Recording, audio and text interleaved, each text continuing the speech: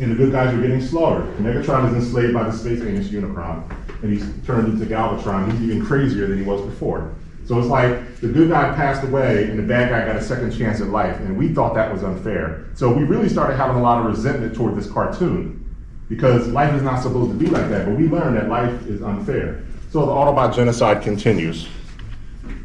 There's even a curse word in the movie. They have profanity in the movie. They had to do it to get a PG rating, because the thing was, kids could see PG movies back in the 80s, but you get more people in the seats.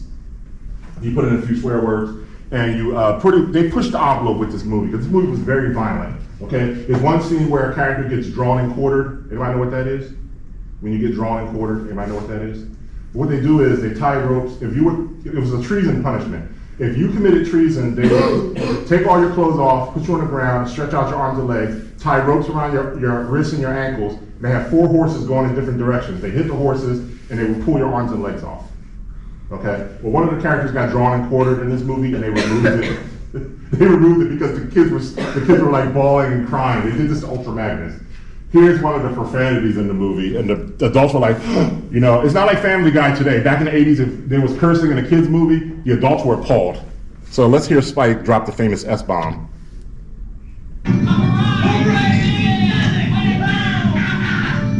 Look, it isn't even dented. Oh shit, what are we gonna do now? When a lot of adults heard this, they were shocked. And so, like, a whole year, kids were going around in the hallway saying OS, and they were getting detention and everything. They just repeated everything they saw in the movie. Now, this is the scene where the adult said enough is enough. They tortured this character, like, to death and everything. They were able to bring him back. Ironically, not Optimus Prime, go figure. He used profanity, too. Open! Damn it, open!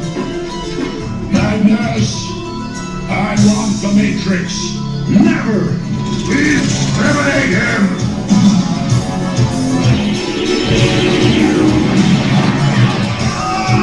Die! Die!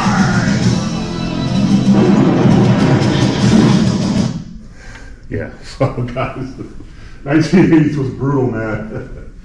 We were no longer innocent now, okay? We couldn't sit at home and eat our cereal and watch Transformers on Saturday afternoon anymore. This was real now. It was dark and it was disturbing. It was torture, maiming, cruel and unusual deaths, but the kids were frozen in their seats. They couldn't take their eyes off of it. We just had to watch it to the end. And those who stayed at the end, they got to witness this, hold on. Let me see what this is. Another disturbing scene that kids had to deal with. This is the inside of Unicron's body.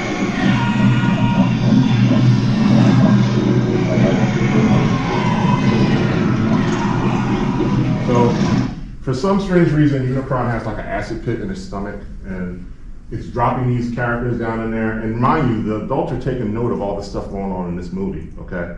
So what do you think is going to happen after the movie? What do you think the adults are going to do?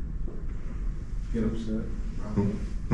Probably get pretty upset and talk trash about the movie. Yeah, but what else do you think they're going to do to the producers and to the creators of the movie? What do you think they're going to do? What's that? Cancel? What? I said cancel it. Not just cancel, but no, they want to keep their kids happy, so they can't cancel it. But what do you think they're going to do? If you see something you don't like, what do?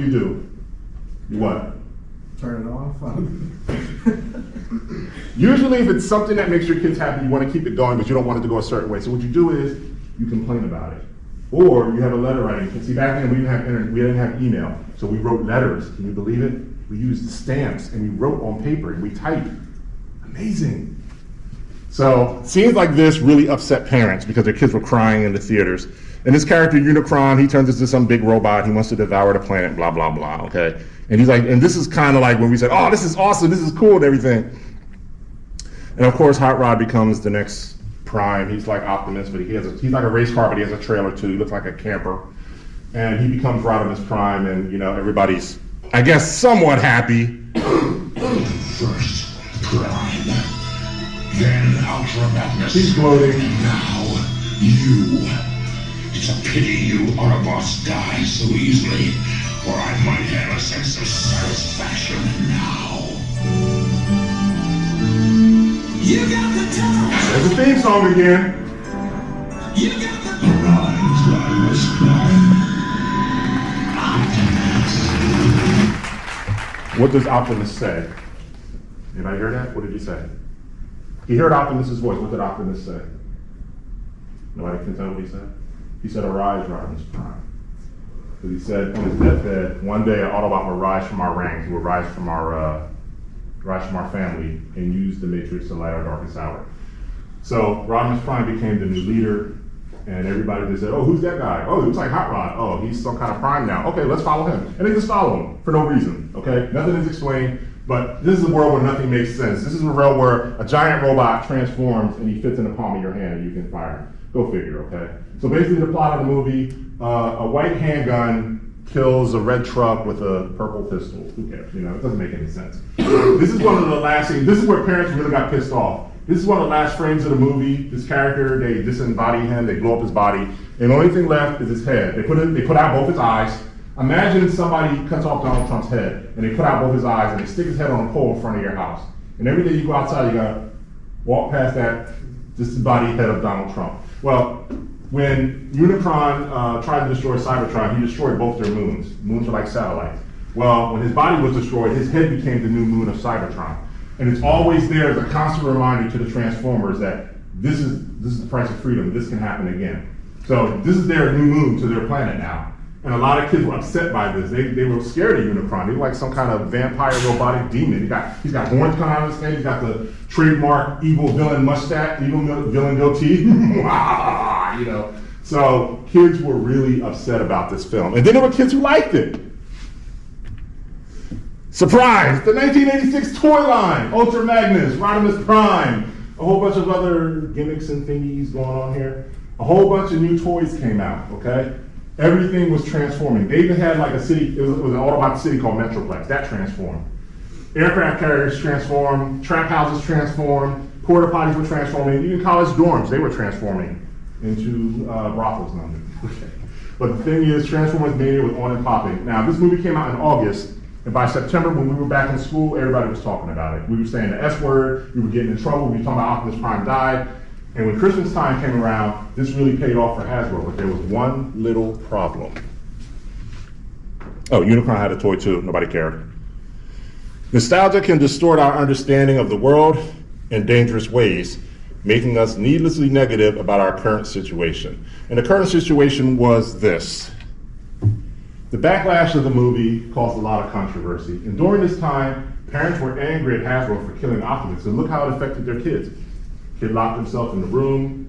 Lower middle class kids dealt with it, moved on. Upper class kids, they couldn't let it go. They were really triggered. So Optimus Prime, in so many words, was discontinued. He was no longer being sold. So if you didn't have Optimus Prime toy, you had to get the new toy, Rodimus. You were out of luck. You just couldn't get them.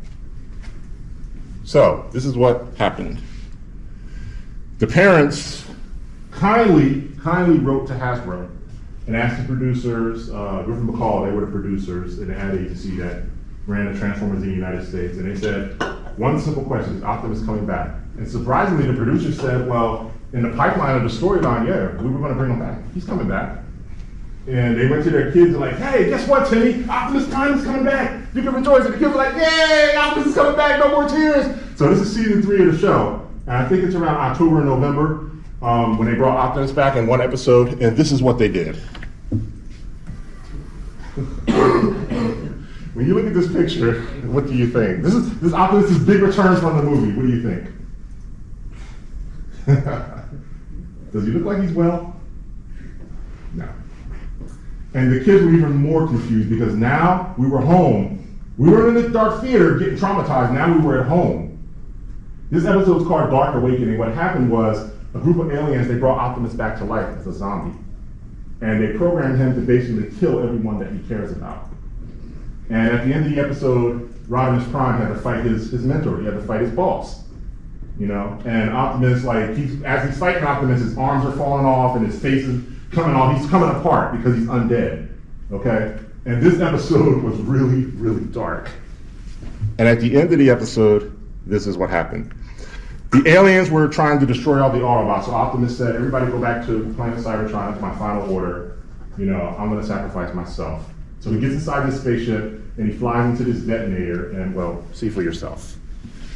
This is really bad. Optimus Prime to Autobot fleet. Return to Cybertron. It's my final command.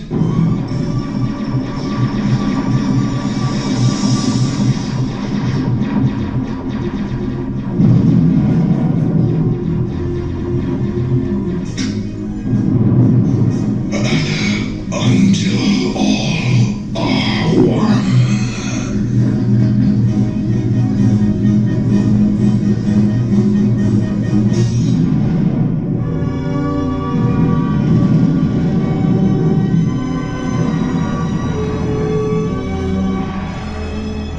Goodbye, old friend. Yeah. Look at this. This is insane. Imagine what this did to kids when they were at home. If the movie was bad enough, and then they did this. They brought them back and killed them all over again. So that's basically Hasbro saying, you know what? We're tired of your kids. We're tired of your parents complaining. Screw you kids. After this is dead, get over it. Buy the new toys. There's a whole bunch of new toys we gotta sell. Now the parents, they had enough. At this point, they were pissed off because now the trauma was doubled because they killed them twice and they couldn't believe it. So this is the writer of the movie, Ron Friedman. To remove Optimus Prime, to physically remove the daddy from the family, that wasn't going to work. I told Hasbro and their lieutenants, or the big bosses in the boardroom, that they were going to have to bring him back. But they said no. They had great things planned. In other words, they were going to create new and more expensive toys. Now, in a business sense, as Flynn Dilley said, the guy who told the story about the kid locking himself in the room, in a business sense, this was a toy show. So before the movie came out, Hasbro's lieutenant said, we're going to discontinue the 1984-1985 toy line. How are we going to do it? We want to introduce new characters and new toys. And they said, well, let's just kill them off. We never did it in the show. Let's get rid of them. Let's have everybody heard of Charge of the Light Brigade? Charge of the Light Brigade. Well, it's like if you're in a big war and you have nothing left, you're surrounded by the enemy and you just go in, guns blazing like Optimus did. Well, that's what Hasbro had in mind, okay? And this guy was saying, look, you're gonna have to bring them back.